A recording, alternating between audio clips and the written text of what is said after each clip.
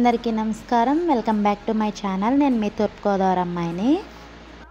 ఈరోజు మన ఛానల్లో మీరు థంబ్నెయిల్లో చూసినట్టేనండి దొండకాయ పచ్చడి చేయబోతున్నాను. అది కూడా గుంటూరు స్టైల్లో. సో చాలా టేస్టీగా ఉంటుందండి. ఇది రోటీలో కానీ రైస్లో కానీ చాలా బాగుంటుంది. ఇంట్లోకైనా క్విక్గా చేసేసుకోవచ్చు. దాని ప్రాసెస్ ఏంటో చూసేద్దాం. ముందుగా 1/2 కేజీ దొండకాయలు తీసుకుని శుభ్రంగా కడిగేసుకుని చిన్న ముక్కలుగా కట్ చేసుకోవాలండి. చిన్న ముక్కలుగా కట్ చేసుకుని పక్కన పెట్టుకోవాలి.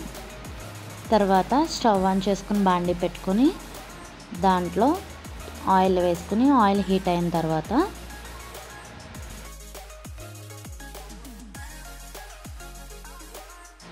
మనం ముందుగా కట్ చేసి పెట్టుకున్న దొండకాయ ముక్కల్ని ఆయిల్లో వేసేసుకుని ఫ్రై చేసుకోవాలండి.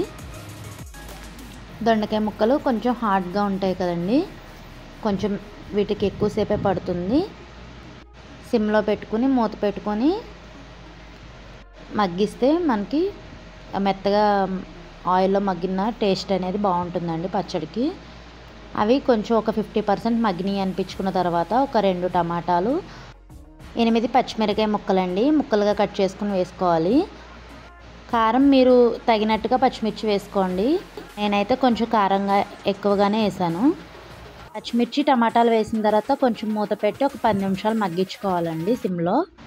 అవి మెత్తగా మగ్గుతాయండి. దొండకాయ ముక్కలు టమాటాలు అన్నీ కలిసి మగ్గుతూ ఉన్నప్పుడు దాంట్లో ఇప్పుడే మనం రుచి సరిపడగా ఉప్పు వేసుకోవాలండి.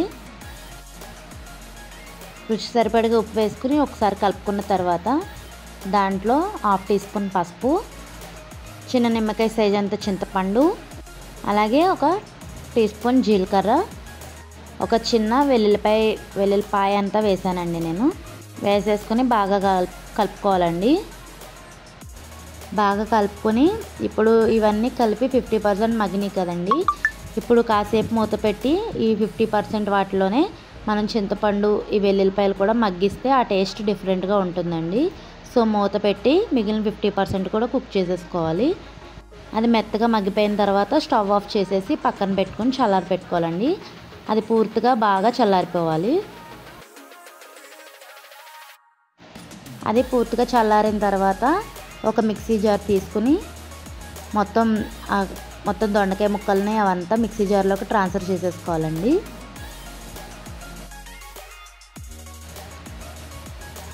ట్రాన్స్ఫర్ చేసుకున్న తర్వాత మూత పెట్టేసి వీడియోలో చూపిస్తున్నట్టుగా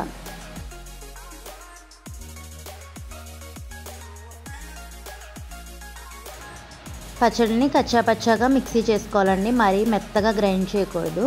రోటి పచ్చడిలో మనం ఎలా అయితే మిక్సీ పట్టుకుంటామో అట్లానే మిక్సీలో రివర్స్ పల్స్ ఇస్తే ఇట్లా వీడియోలో చూపిస్తున్నట్టుగా మిక్సీ అవుతుంది.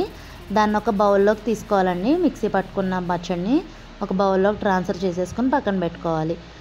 తర్వాత మనం ఇందాక దొండకాయ ముక్కలను ఫ్రై చేసిన బాండిని మళ్ళీ స్టవ్ మీద పెట్టుకుని స్టవ్ ఆన్ చేసి తాలింపుకి సరిపడగా ఆయిల్ వేసుకుని దాంట్లో 4 వెల్లుల్లి దంచిన రెబ్బలు, అలాగే 1/2 టీ స్పూన్ జీలకర్ర, 2 ఎండుమిర్చి ముక్కలు, అలాగే కొంచెం కరివేపాకు వేసుకుని చిట్పట్లాడించుకోవాలండి.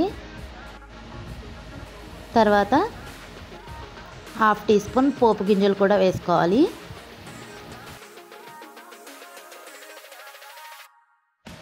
తాలింపు ఫ్రై అయిపోయిన తర్వాత మనం ముందుగా మిక్స్ చేసి పెట్టుకున్న పచ్చడిని కూడా ఈ ఆయిల్లో వేసేసుకోవాలండి.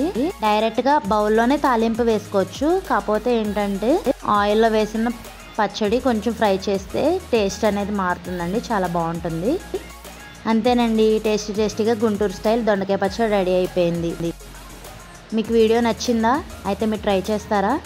మీరు ట్రై చేసి మీకు ఎలా వచ్చిందో నాకు కామెంట్ చేయండి. అలాగే వీడియోని లైక్ చేసి మీ ఫ్రెండ్స్కి రిలేటివ్స్కి వీడియో షేర్ చేసి మన ఛానల్ని సబ్స్క్రైబ్ చేసుకోండి. అలాగే మీకు మరెన్నో గోదావరి వంటలు విశేషాల కోసం మన ఛానల్ని ఫాలో అవుతూ ఉండండి. Thanks for watching.